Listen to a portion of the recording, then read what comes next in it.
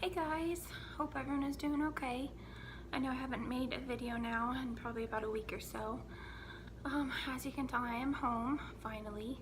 So I was in the hospital for about 12 days, and then they decided I was able to go home because I was able to do basically what they were doing at home, which is really nice. So it's just been spending lots of time sleeping and resting, doing breathing treatments, medication, things like that. As you can tell, my face is very round. It's called the moon face. That's what they call it when you're on prednisone. So that's a struggle. I've always hated being on prednisone, and I hate gaining the weight on it. I'm freezing for some reason, so I'm drinking hot coffee, which I haven't been drinking that much coffee in a long time, so it's weird that I want it. So just want to get on here and update everyone, just talk to you about what's all been going on. I'm feeling okay. Still feel just kind of everything is exhausting, to be honest, and that's hard, especially when you want to feel better and you do get some energy, and then you do something and you're completely worn out from just getting dressed and showering or going to the grocery store. Walking still is just a lot of effort, but it's getting better. My lungs are a whole lot clearer. I still have congestion going on, but just the goal of keeping it thin and out of my body. So a lot of chest PT going on. I hopefully will be getting my vest at, or hearing about the progress of me getting a vest at my next appointment, which will be scheduled tomorrow because my pulmonologist had surgery, so he's not back until tomorrow. Hopefully he'll be back, and then they'll start future outdating patients because they just basically froze his scheduling in case he wasn't able to come back. The last few days my cough has gotten a little worse, and I don't know if it's the air quality or my asthma or what, but pray for that because we ain't got no time for that. Just wanted to also get on here and talk about when you yourself deal with health issues, whether these are health issues you're born with, whether that's a disease or a disorder you inherited or acquired over life, or whatever it is, whether that be something as small as a physical thing, or that on the outward people can see, or internally that people have no idea what you're no idea what you're going through. It takes a toll on you emotionally, even when you have the best positive attitude, or even when you have the best support. And I think the biggest thing people don't really think of when someone they love is sick often, or when they are sick, it is more severe and it affects their whole life, is the feelings of not feeling sufficient. And that's, people who see me sick, or who see me go through things, they're just like, oh, you're so strong, and oh, you're doing so good, and just rest and do all that and blah blah blah. I know those things are good for me, and I know that's what I need to do for my health. But to imagine, I've experienced being sick my whole life and had procedures in sickness, so I know the process. I know what I have to do mentally and physically. I know being in the hospital. I know the medications. I know the treatments. I know all that. I know what's coming. I've done it before. It's the same old. It doesn't change much, even as time goes on, just different medications, different pneumonia. And before my lung procedure, when it was removed, that was my life constantly. And then I had my lung removed, and I had a whole new life. A whole new quality of life. I was no longer in this cycle of being sick, of knowing I will be sick. I no longer expected it. So to go from constantly being aware that I will be sick, it's not, oh, I'm not going to be sick. It was when I will be sick next. That was just how it was. And that wasn't a negative aspect on my life or an attitude thing, but it was just reality that I was sick my whole life, and that's how it was going to be until I had my procedure. And then it was whoa, I'm normal. And it was a whole new quality of life. I could breathe. I went from being on tons of medication to none in the course of like a year. And I mean, I had no inhalers. I had an inhaler like as needed for asthma, but no daily regimen. I no longer had to take my nebulizer. Like, and when you go from being in that constant regimen to not, like, it's amazing to say that you take no medication. Like the honor you take in that, and the pride of like, holy crap, look what I've done. Not only me, but my family, what my family has gone through and helped me gone through and everything. So to just have a whole new quality of life and a whole new outlook, and to be grateful to like feel normal for once, because that's what it felt like for me. Like for once I felt like I wasn't the sick person, and I wasn't the person always was in the hospital, you know, or the person people are always praying for because they're in the hospital. And then, you know, not only that, but to be able to start my career and to actually go and look at jobs as in like, I'm gonna love this place, not what happens when I get sick every 3 months and end up in the hospital. You know, not having to prepare like disaster plans.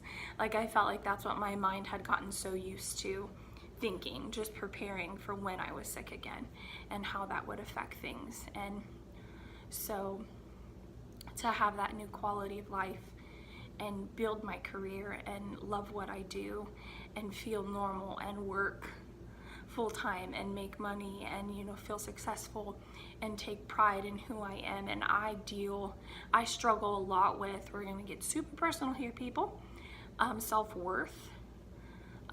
Huge problem since the time I was a child. I did not have a very good childhood. I was basically abandoned by both my parents and had those feelings of abandonment my whole life. I was never taught that I was worthy and that I should cherish myself as if I had worth at all. So as a young woman, that's very hard to not, you know, be told you're valuable. And that affected me throughout my whole life. And thank gosh, I have had people as a young woman come into my life and teach me that. My uncle and my aunt, you know, teach me that I am valuable and I am prized and I am worthy to be loved and cherished and worthy to not be abandoned, basically. So just, if you yourself struggle with that, I suggest therapy. I suggest reaching out to people. And if you have people in your life that affect that and make you feel that you are unworthy, just know that they are not worth it. And that the biggest step is you knowing your worth and acquiring that. So just, you know, with being sick and then getting better and having this whole new quality of life and whole new quality of myself and learning how to know my worth. And then at the same time I met my husband, and he's an amazing man, and he taught me how to love myself and all these things. And you know, it's like I have this amazing life that I've always dreamed of, and then bam, I'm sick. And I'm sick in a way I've never been sick before, and then it just keeps getting worse. So emotionally my brain just, you know, nosedived, because I just got used to normal. And even though it had been 4 years of I was doing really well. So the last like week or so I've been struggling a lot with just feeling like I'm not good enough. And that's because I feel like I'm not me. You know, I'm not at work, I'm not contributing, I'm not doing things of making myself feel proud, and I feel like I'm not making other people proud. And I know I am. It's just, you know, the devil trying to put little voices in your head and make you feel like you're insufficient and not good enough. And I know it's not like I just like took a vacation for 2 months and went to Hawaii and abandoned all my priorities. That would have been nice. Like, I know what is best for me in my health, but guys, it is so hard to do nothing. Like, even when you physically know you should do nothing, mentally, especially when like I've been at these points in my life in the past, and I hate this like genre of I'm healthy but not quite healthy, and if I push myself and I try to go back to my daily normal regimen, I'm gonna crash and burn. And that's what I used to do, like before my lung surgery, when it was just inevitable and I kept getting sick. I would just keep going and going. And now I can't do that because like I'm physically not able to. It's just so hard to remember in this like weird, awkward stage of, you know, you're out of the hospital, you're improving, but your body is not 100%, and you're not doing things that make you feel you or make you feel happy, like going to work and doing the career you love and the job you love, or just like being able to do normal things like walk around freaking Kroger's to buy milk and eggs, just regular things. I mean, do house chores and laundry and normal things. It's so hard mentally to not get lost in those feelings of just depression, to be completely honest.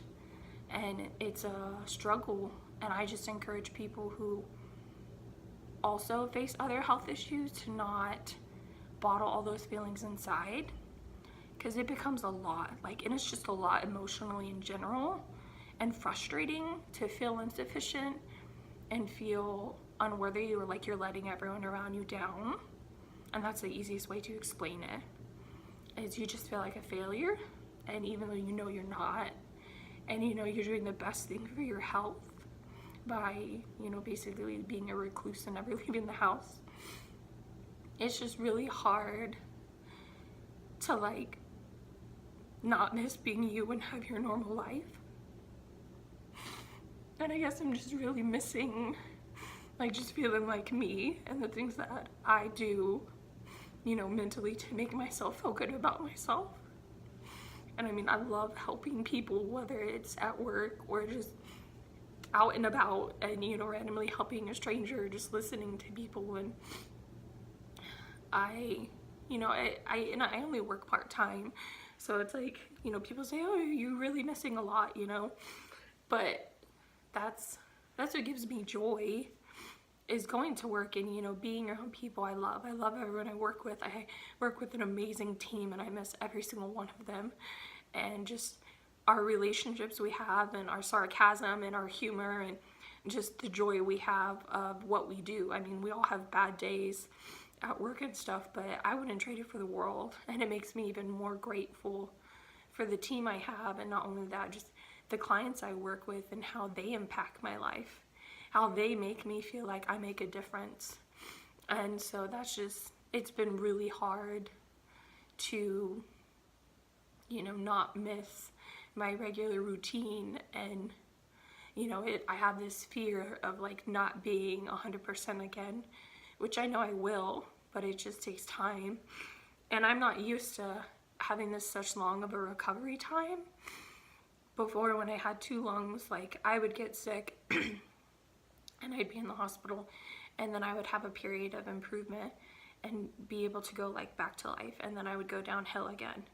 But never have I needed weeks and weeks, and never have I been hospitalized in the same month back to back like I was, where I just had reoccurring pneumonia, like really bad.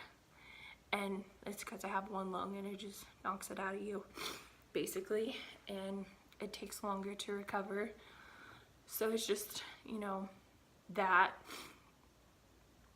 those feelings of just sadness and feeling that you miss who you are and all the things that make you you, and, you know, things that make you proud of who you are, and the things that you do that make others around you proud and make you feel worthy and sufficient. So I guess I just wanted to bring that up and let, you know, you think and ponder on how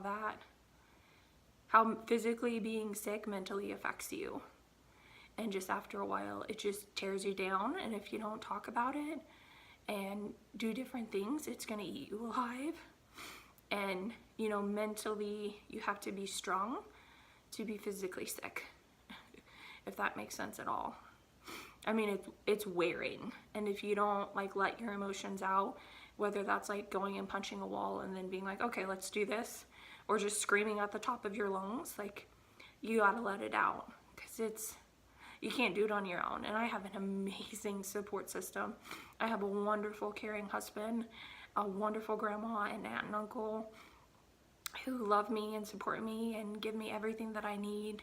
and make me feel worthy and loved and enough. And, you know, sometimes I still just have right now bad days where I feel like I'm a failure, and I know I'm not. So I'm just going to keep telling myself I'm not. And the biggest encouragement is having a positive attitude and doing those things that you can and being proud of those things. Like, I put laundry away today, like, whoop, very proud of that. I got up, took a shower. I also took a 4-hour nap, but I earned that.